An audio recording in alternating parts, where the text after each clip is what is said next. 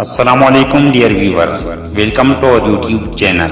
Online classes and tutor tricks. Kindly subscribe our channel and press the bell icon. Assalamualaikum dear students, welcome to online classes and ETA tricks. Dear students, today we are going to discuss about refraction of light through prism. आज हम पढ़ेंगे refraction of light through prism. Dear students, prism होता क्या है? ये हमारे पास actually एक ट्रांसपेरेंट ऑब्जेक्ट होता है जिसके 5 सरफेसेस होते हैं.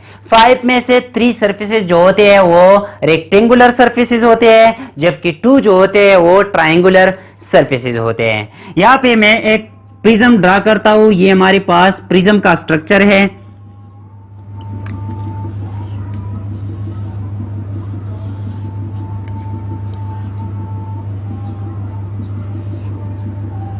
ये हमारे पास प्रिज्म का डायग्राम है.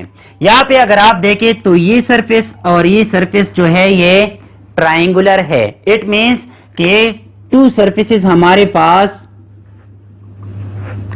ट्रायंगुलर है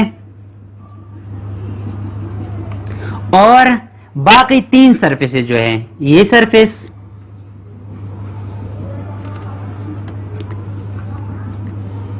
ये सरफेस और ये सरफेस, ये हमारे पास 3 सरफेसेस जो है ये रेक्टेंगुलर है. तो हम प्रिज्म को इस तरह डिफाइन कर सकते हैं कि प्रिज्म जो है ये एक ट्रांसपेरेंट ऑब्जेक्ट है जो ग्लास का बना होता है. इसके 5 सरफेसेस होते हैं. 5 में से 3 सरफेसेस जो होते हैं वो रेक्टेंगुलर होते हैं एंड 2 सरफेसेस जो है वो ट्रायंगुलर होते हैं. तो डिफिनीशन हमारे पास आ जाएगा, a transparent object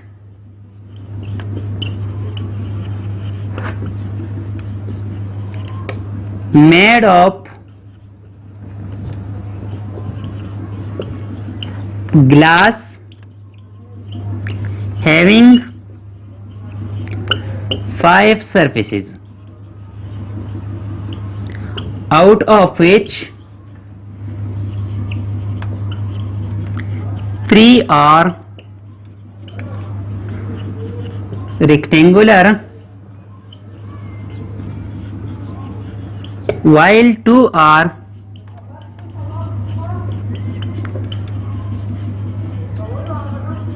triangular surfaces. अब डियर स्टूडेंट्स, यहाँ पे अगर आप इस डायग्राम को देखें और इस डायग्राम को देखें तो ये हमारे पास ये डायग्राम जो है ये है 3 डायमेंशनल डायग्राम. जब हम refraction of light through prism को पढ़ेंगे तो हम यूज करेंगे 2D डायग्राम जो हमारे पास ये है. ये हमारे पास जो फ्रंट ट्रायंगुलर सरफेस है वो हमने रखा हुआ है, बाकी पीछे जो है इस तरह का डायग्राम है, लेकिन हमने जो शो किया हुआ है वो है ट्रायंगुलर सरफेस. इसको हम कहते हैं 2D diagram of prism. Dear students, यहाँ पे अगर आप देखें तो हमारे पास 3 सरफेसेस हैं, first one, second one and third one. अब 2 सरफेसेस जो होते हैं वो हम रिफ्रैक्शन के लिए इस्तेमाल करते हैं. ये 2 सरफेस हम यूज करते हैं फॉर रिफ्रैक्शन. इन 2 सरफेसेस को हम कहते हैं रिफ्रैक्टिंग सरफेसेस.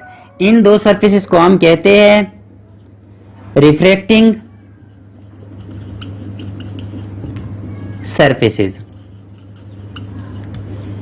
जो बाकी एक सरफेस रहता है उसको हम कहते हैं बेस ऑफ प्रिज्म. ये हमारे पास है बेस ऑफ प्रिज्म. और बेस के अपोजिट जो एंगल आता है उस एंगल को हम कहते हैं एंगल ऑफ प्रिज्म. ये हमारे पास है एंगल ऑफ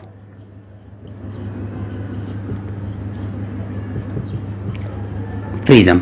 ये रिफ्लेक्टिंग सरफेस 1 हो गया R1 और ये हमारे पास रिफ्लेक्टिंग सरफेस 2 हो गया. अब डियर स्टूडेंट्स, प्रिज्म के हमारे पास 2 टाइप्स होते हैं. पहला जो टाइप है वो है रेगुलर प्रिज्म और दूसरा जो टाइप है वो है irregular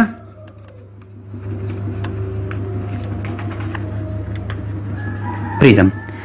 dear students, regular prism क्या होता है? रेगुलर प्रिज्म वो प्रिज्म होता है जिसके तीनों एंगल्स इक्वल होते हैं। ये एंगल और ये एंगल, तीनों जो एंगल्स है ये इक्वल होते हैं। इट मींस कि ये तीनों एंगल्स जो है ये 60 के बराबर होंगे। यहाँ पे ये 60 होगा, ये 60 होगा और ये 60 होगा। जब सारे एंगल्स हमारे पास 60 के बराबर हो जाए तो इस किस्म के प्रिज्म को हम कहते हैं रेगुलर प्रिज्म। अगर ये सारे एंगल्स बराबर ना हो, इनमें से एक भी डिफरेंट हो जाए तो इस किस्म के प्रिज्म को फिर हम कहेंगे इर्रेगुलर प्रिज्म। डियर, ये था प्रिज्म के बारे में। अब हम बढ़ते हैं अपने लेक्चर की तरफ, जो है refraction of light through prism. अब डियर स्टूडेंट्स, पढ़ते हैं refraction of light through prism. यहाँ पे मैंने प्रिज्म का एक 2D डायग्राम उठाया हुआ है जिसके हमारे पास 3 सरफेसेस है। एक सरफेस ये, एक सरफेस ये और एक सरफेस ये है। बाकी इसके 5 सरफेसेस होते हैं, लेकिन चूंकि मैंने 2D सरफेस उठाया हुआ है तो हमें 3 सरफेसेस जो है वो दिखाई दे रहे हैं। अब डियर स्टूडेंट्स, यहाँ पे रिफ्रैक्शन को हम स्टडी करेंगे, लाइट रे को इंसिडेंट करेंगे और देखेंगे कि प्रिज्म से रिफ्रैक्शन किस तरह होता है। यहाँ पे जो 2 सरफेसेस हम रिफ्रैक्शन के लिए यूज करते हैं, इन 2 सरफेसेस को हम कहते हैं रिफ्रैक्टिंग सरफेसेस। जो एक सरफेस बचता है उस सरफेस को हम कहते हैं बेस ऑफ प्रिज्म। ये हमारे पास है बेस ऑफ प्रिज्म, और इस बेस के अपोजिट जो एंगल होता है उस एंगल को हम कहते हैं एंगल ऑफ प्रिज्म। अब डियर स्टूडेंट्स, यहाँ पे जब लाइट रे आएगा तो किस तरह रिफ्रैक्ट होगा। सपोज यहाँ पे हम लाइट रे इंसिडेंट करते हैं, जो है ये हमारे पास है इंसिडेंट रे। जिस पॉइंट पे ये इंसिडेंट कर गया है इस पॉइंट को हम कहते हैं पॉइंट ऑफ इंसिडेंस। और जब पॉइंट ऑफ इंसिडेंस पे हम एक परपेंडिकुलर ड्रा करें उसको हम कहते हैं नॉर्मल रे। तो यहाँ पे नॉर्मल रे हमारे पास ये आ जाएगा। यहाँ पे 90 डिग्री बन रहा है, जो 90 डिग्री बनाता है पॉइंट ऑफ इंसिडेंस पे, उस रे को हम कहते हैं नॉर्मल रे। ये हमारे पास हो गया नॉर्मल रे। अब डियर स्टूडेंट्स, यहाँ पे अगर आप देखें, ये प्रिज्म जो है ये ग्लास का बना होता है। ये हमारे पास है ग्लास, बाहर हमारे पास है एयर और इस साइड पे भी हमारे पास है एयर। स्टूडेंट्स, यहाँ पे अगर आप देखें तो जब लाइट रे एक मीडियम से दूसरी मीडियम में एंटर होगा तो क्या होगा? डेफिनेटली अपने पाथ को छोड़ेगा, अपने पाथ से मुड़ेगा। इट मींस कि यहाँ पे डिविएशन फ्रॉम पाथ होगा। डियर स्टूडेंट्स, अब ये लाइट जब डिविएट करेगा, इसका ओरिजिनल पाथ अगर आप देखें तो ओरिजिनल पाथ हमारे पास ये है, लेकिन चूंकि ये एंटर हुआ है from air which is rare medium to glass which is denser medium. Glass हमारे पास डेंसर मीडियम है और एयर जो है वो रेयर मीडियम है। लाइट रे एंटर हो गया है फ्रॉम एयर टू डेंसर। तो हमने पढ़ा है कि जब लाइट रे रेयर मीडियम से एंटर करेगा टू डेंसर मीडियम तो बेंड करेगा टुवार्ड्स द नॉर्मल। ये रे जो है ये नॉर्मल की तरफ मुड़ेगा, या तो इस डायरेक्शन में मुड़ेगा या इस डायरेक्शन में। क्योंकि रेयर से डेंसर में एंटर हुआ है तो इसलिए नॉर्मल की तरफ मुड़ेगा। नॉर्मल रे हमारे पास ये है, तो ये रे जो है इस डायरेक्शन में इस साइड पे मुड़ जाएगा। ये हमारे पास हो गया रिफ्लेक्टेड रे। अब डियर स्टूडेंट्स, यहाँ पे ये रिफ्रैक्टेड रे जो है ये रिफ्रैक्टेड रे है, लेकिन इस सरफेस के लिए, for this surface it acts as incident ray. तो यहाँ पे पॉइंट ऑफ इंसिडेंस हमारे पास ये आ जाएगा, और इस पॉइंट पे जब हम एक परपेंडिकुलर ड्रा करेंगे तो उसको हम कहेंगे नॉर्मल रे। ये हमारे पास एक परपेंडिकुलर हो गया, यहाँ पे 90 डिग्री बनाता है, तो ये हमारे पास है नॉर्मल रे। अब डियर स्टूडेंट्स, यहाँ पे अगर आप देखें तो ये लाइट रे जो है ये एंटर कर रहा है from denser to rare. Air is rare medium. यहाँ पे डेंसर से रेयरर में एंटर हो रहा है। तो जब डेंसर से रेयरर में एंटर होगा तो लाइट रे जो है ये बेंड करेगा अवे फ्रॉम द नॉर्मल, इस नॉर्मल से दूर जाएगा, इस नॉर्मल से दूर मुड़ेगा। तो यहां पे हमारे पास ये स्ट्रेट नहीं जाएगा बल्कि इस डायरेक्शन में डिविएट कर जाएगा। यहां पे ये रे हमारे पास है इंसिडेंट रे, ये है रिफ्लेक्टेड रे, और लास्ट में जो रे निकला है इसको हम कहते हैं इमर्जिंग रे।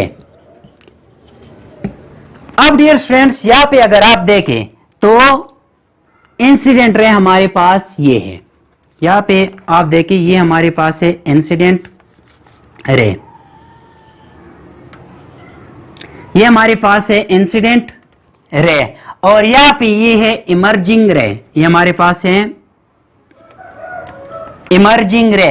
यहां पे हम इसको भी शो कर सकते हैं, ये हमारे पास है इंसिडेंट रे, ओरिजिनल पाथ हमारे पास ये था और इमर्जिंग रे का पाथ ये है। तो यहां पे इस एंगल को हम कहते हैं एंगल ऑफ डिविएशन। ये हमारे पास है इंसिडेंट रे और ये है इमर्जिंग रे। यहां पे इन दोनों के दरमियान जो एंगल बनता है इसको हम कहते हैं एंगल ऑफ डिविएशन, और इसको रिप्रेजेंट करते हैं बाय सिग्मा। डियर स्टूडेंट्स यहां पे एंगल ऑफ डिविएशन को हम किस तरह डिफाइन करेंगे? The angle through which emerging ray deviated from incident ray is called angle of deviation. यहां पे ये इमर्जिंग रे जो है इंसिडेंट रे से जिस एंगल पे डिविएट कर गया है उस एंगल को हम कहते हैं एंगल ऑफ डिविएशन। तो एंगल ऑफ डिविएशन का डिफिनेशन हमारे पास क्या आ जाएगा? The angle through which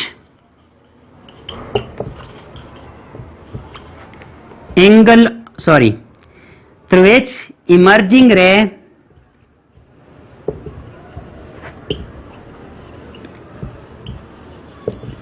deviated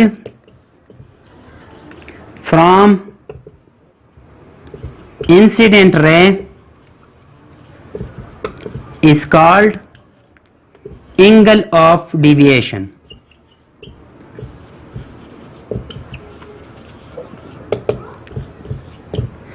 dear students एक दूसरा टर्म हमारे पास होता है angle of minimum deviation. Angle of minimum deviation, angle of minimum deviation क्या है? जब ये रिफ्रैक्टेड रे बेस की पैरेलल आ जाए तो फिर उस एंगल ऑफ डिविएशन को हम कहते हैं एंगल ऑफ मिनिमम डिविएशन। इसको एंगल ऑफ मिनिमम डिविएशन क्यों कहते हैं? जब ये रे और ये बेस पैरेलल हो तो ये हमारे पास सबसे कम डिविएशन होता है, इसलिए इसको हम फिर कहते हैं एंगल ऑफ मिनिमम डिविएशन। जब ये रिफ्रैक्टेड रे और बेस पैरेलल हो जाए तो फिर एंगल ऑफ डिविएशन को हम कहते हैं angle of minimum deviation. Dear students ये था आज का हमारा लेक्चर। अगर किसी पॉइंट की समझ नहीं आई हो तो आप कमेंट बॉक्स में पूछ सकते हैं। इंशाल्लाह I will try my best to answer your questions. Thank you all.